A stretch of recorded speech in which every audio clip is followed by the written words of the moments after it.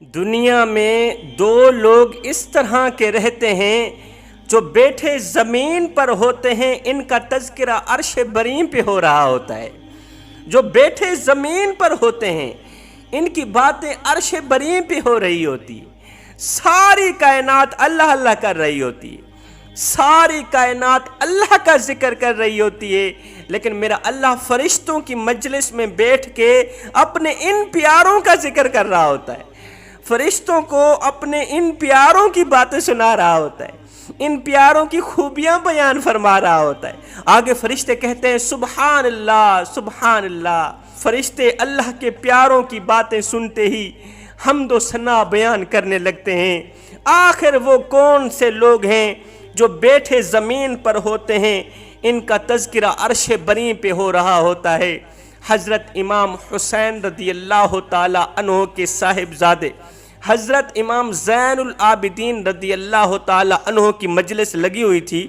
آپ اللہ کے پیاروں کو درس اخلاق دے رہے تھے، امن کا پیغام دے رہے تھے، خوبصورت زندگی گزارنے کے طور طریقے بتا رہے تھے۔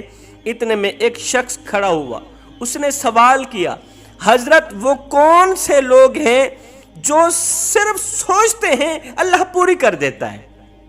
حضرت وہ کون سے لوگ ہیں جن کو ہاتھ اٹھانے کی ضرورت ہی نہیں پڑتی، یہاں سے دعا نکلتی بات میں ہے، ایک سیکنڈ کے اندر قبول ہو جاتی ہے؟ وہ کون سے لوگ ہیں جن کی دعا ایک سیکنڈ کے اندر اندر سنی جاتی ہے اور ایک سیکنڈ کے اندر اندر قبول کی جاتی ہے؟ یہ سنتے ہی حضرت امام زین العابدین نے فوراً جواب دیا، وہ لوگ جو والدین کے حکم کو ایک سیکنڈ کے اندر اندر اپنی سر آنکھوں پہ رکھتے ہیں اور بجا لاتے ہیں، وہ لوگ جو والدین کی ہر ایک خواہش ایک سیکنڈ کے اندر اندر پوری کرتے ہیں۔ فرمایا وہ لوگ جو جب اذان کی آواز سنتے ہیں تو سارے کام دھندے چھوڑ کے، بزنس چھوڑ کے، کاروبار چھوڑ کے اللہ کے حضور ایک سیکنڈ کے اندر اندر حاضر ہوتے نظر آتے ہیں، مسجد میں داخل ہوتے نظر آتے ہیں، اللہ کے حضور جھکتے نظر آتے ہیں۔ فرمایا جب کسی بات پر بوڑھی ماں ناراض ہو جاتی ہے، خفا ہو جاتی ہے، تو یہ بوڑھی ماں کے قدموں پہ بیٹھ کے قدم چومتے ہوئے ایک سیکنڈ کے اندر اندر اپنی ناراض ماں کو راضی کرنے کا ہنر رکھتے ہیں، اپنی ناراض ماں کو منانے کا ہنر رکھتے ہیں۔ ایک سیکنڈ کے اندر اندر ماں روٹھی ہے، اس طرح کا سلیقہ اپنایا، اس طرح کی معاشرت کی، اس طرح کی معافی طلب کی کہ ایک سیکنڈ کے اندر اندر ماں روٹھی بھی ہے اور راضی بھی ہو گئی، ماں ناراض بھی ہوئی اور راضی بھی ہو گئی۔ فرمایا جب بوڑھی ماں بیمار ہو جاتی ہے تو یہ لوگ یوں محسوس کرتے ہیں بوڑھی ماں بیمار نہیں ہوئی، بوڑھا باپ بیمار نہیں ہوا، ہم خود بیمار ہوئے پڑے ہیں۔ والدین کے دکھوں کو اپنے دکھ سمجھتے ہیں، والدین کے دردوں کو اپنے درد سمجھتے ہیں، والدین کی بیماری کو اپنی بیماری سمجھ کے اس کا علاج کرتے ہیں، کیونکہ ماں وہ عظیم نعمت ہے، وہ عظیم ہستی ہے جس کے منہ سے نکلی دعا بیٹے کو اللہ کا محبوب بنا دیتی ہے۔ بوڑھی ماں کی دعا بیٹے کو اللہ کا ولی بنا دیتی ہے۔ حضرت بایزید بسطامی رحمت اللہ تعالی علیہ سے کسی نے پوچھا، حضرت آپ کو اللہ تعالیٰ نے اتنا بڑا مقام دیا، اتنا بڑا مرتبہ دیا کہ آپ بیٹھے زمین پہ ہوتے ہیں، آپ کی نگاہیں، آپ کی نظریں آسمانوں پر جمی ہوئی ہوتی ہیں، آسمانوں پر ٹکی نظر آتی ہیں، آپ کو یہ مقام کیسے ملا؟ یہ سن کر حضرت بایزید بسطامی رحمت اللہ تعالی علیہ نے فرمایا سخت سردی تھی، باہر برف باری ہو رہی تھی، جاڑا پڑ رہا تھا، سخت سردی تھی، رات کا وقت تھا، میری ماں نے مجھ سے پانی مانگا، میں اٹھا، باہر گیا، ندی سے پانی نکالا، پانی لے کر جب کمرے کے اندر داخل ہوا تو میری ماں سو گئی تھی۔ کہتے ہیں ساری رات پانی کو ہاتھوں پہ اٹھا کے ماں کے سرانے کھڑا رہا، پوری رات پانی کو ہاتھوں پہ اٹھا کے نا ماں کے سرانے کھڑا رہا۔ جیسے ہی میری ماں اٹھے گی، جیسے ہی آنکھ کھولے گی، فوراً ہی ماں کو پانی دوں گا۔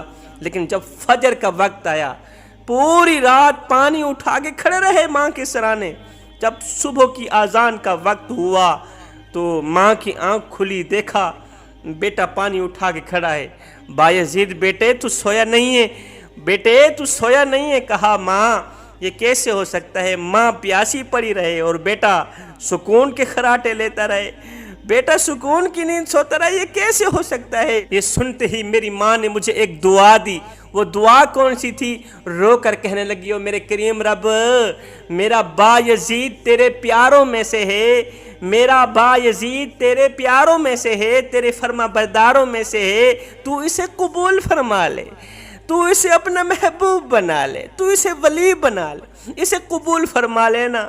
حضرت بایزید بسطامی فرماتے ہیں 50 سال کی مسلسل عبادت مجھے اس مقام تک نہیں پہنچا سکتی تھی جس مقام تک ماں کی ایک دعا نے پہنچا دیا۔ ماں وہ عظیم ہستی ہے جس کے منہ سے نکلی دعا انسان کا مقدر سنوار دیتی ہے۔ سمندر کے کنارے ایک درخت تھا جس پر چڑیا کا گھونسلہ تھا۔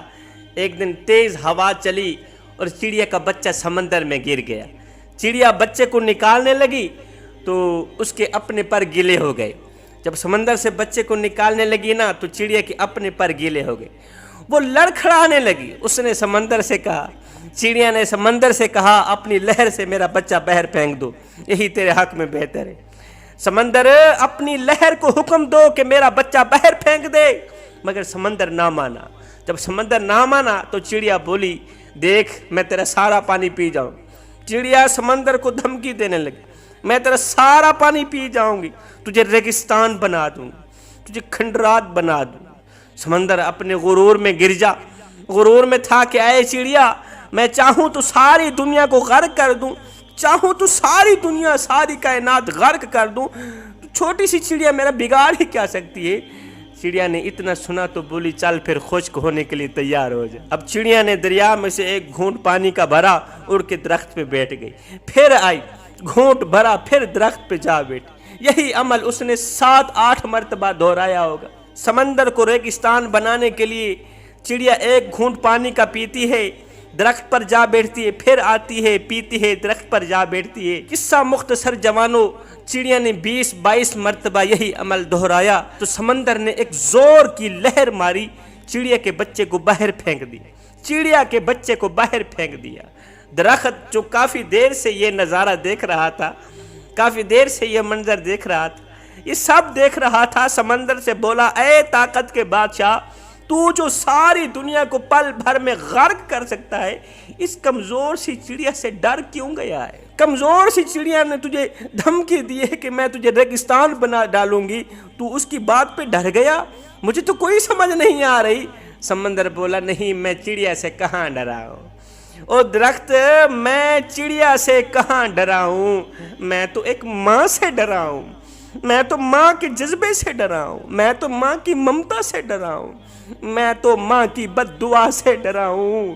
میں کہاں، چڑیا کہاں، یہ کہاں مجھے ریگستان بنا سکتی ہے؟ یہ مجھے ریگستان نہیں بنا سکتی، ایک ماں کی بد دعا مجھے ریگستان بنا سکتی ہے، ایک ماں کی بد دعا مجھے برباد کر سکتی ہے۔ خدارا بربادی سے بچنا، ماں کی بد دعا سے بچنا۔ جو لوگ ماں سے دعاؤں پہ دعائیں لیتے ہیں نا، یہ وہ لوگ ہوتے ہیں بس صرف سوچتے ہیں فوراً اللہ تعالیٰ ان کی ہر ایک خواہش پوری کر دیتا ہے۔ حضرت امام زین العابدین نے فرمایا، دوسرے وہ لوگ جو کڑکتی دھوپ میں تتی ریت پہ کندھے پہ بونیاں لاد لاد کے دن رات ایک کر کے حلال روزی کماتے ہیں، اللہ اکبر، دن کا روزہ رکھتے ہیں، رات کو قیام کرتے ہیں، دن کا روزہ بھی رکھتے ہیں، کڑکتی دھوپ میں کماتے ہیں، اللہ اکبر، حلال کی روزی بچوں کو کھلاتے ہیں، بیوی کو کھلاتے ہیں، پورے دن کا تھکا ہارا مسافر، پورے دن کا سارے دن کا تھکا ہارا روزے دار شام کو جب گھر آتا ہے، روزہ افطار کرتا ہے، عشاء کی نماز پڑھنے کے بعد تھکا ہوا ہوتا ہے، سو جاتا ہے۔ جب رات کا دوسرا پہر آتا ہے، جب ٹھنڈی ٹھنڈی ہوا چل رہی ہوتی ہے، اللہ اکبر، جب رات کا دوسرا پہر آتا ہے نا، تو اس تھکے ہارے انسان کی ایک دم آنکھ کھلتی ہے۔ جب آنکھ کھلتی ہے تو یہ سوچتا ہے کیوں نہ تہجد پڑھ لوں، کیوں نہ اللہ کے حضور جھک لوں، اللہ کے حضور جھک نہ لوں، تہجد نہ پڑھ لوں۔ میں نے سنا ہے تہجد کی عبادت میرے اللہ کو بہت ہی زیادہ پسند ہے۔ اللہ اکبر یہ اٹھتا ہے، طہارت کرتا ہے، وضو کرتا ہے، یہ تہجد پڑھنے میں مصروف ہو جاتا ہے۔ جب تہجد سے فارغ ہوتا ہے دعا کے فوراً بعد شکر کرتا ہے، مالک تو نے ایک بار پھر سے مجھے تہجد پڑھنے کی توفیق دی۔ جب یہ شکر کا لفظ اپنی زبان پہ لے کے آتا ہے نا، تو اس وقت میرا اللہ فرشتوں کی مجلس میں بیٹھ کے فرشتوں کو کہتا ہے، فرشتوں میرے بندے کی طرف دیکھو تو صحیح، ساری کائنات سوئی ہوئی ہے، ایک میرا بندہ ہے جو جاگ رہا ہے۔ کس کے لیے جاگ رہا ہے؟ صرف میرے لیے جاگ رہا ہے۔ میرا اللہ فرماتا ہے، فرشتوں پھر گواہ بن جاؤ، آج سے یہ میرا ہو گیا، میں اس کا ہو گیا۔ آج سے یہ جو بھی دعا کرے گا اس کی دعا یہاں سے نکلے گی، بعد میں قبول پہلے فرما لوں گا۔ یہ دو طرح کے لوگ، یہ وہ لوگ ہیں جو بیٹھے زمین پر ہوتے ہیں، ان کی باتیں عرش بری پہ ہو رہی ہوتی ہیں۔